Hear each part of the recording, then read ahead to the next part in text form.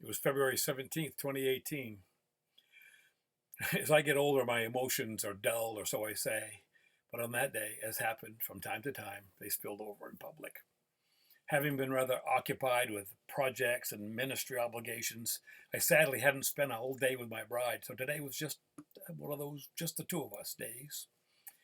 We traveled to Bangor and dropped off a few bags of warm clothing at the storehouse to be distributed to those in need, then headed up the road to get a few more items at Sam's Club. I asked Christy where she'd like to eat, and she decided that today was an Applebee's kind of day.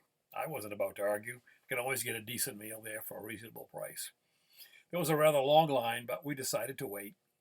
Christy put our name on the list, and we stood along with a few others in the small lobby while others enjoyed their meals. I hear someone behind me say, "Hey, he's got Tyler on his vest."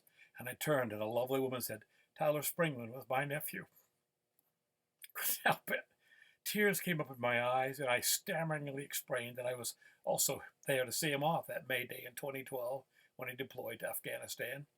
I'd punched him on the arm and said, "I bet I'll be here to greet you when you get home, Springman." I was.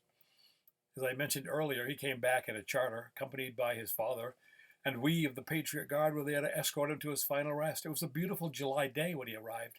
We were standing outside the landing ramp at the Army National Guard base, waiting to file in to salute him as he left the plane. I remember that day a woman came up to me and grabbed my vest lapels and said, "You meant it. You meant it, didn't you?"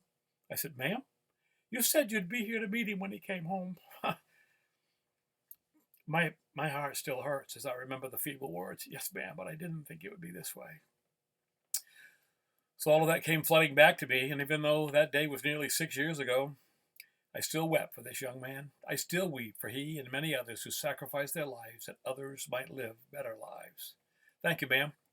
Thank you for those tears and the sweet remembrance of someone whom I also will remember.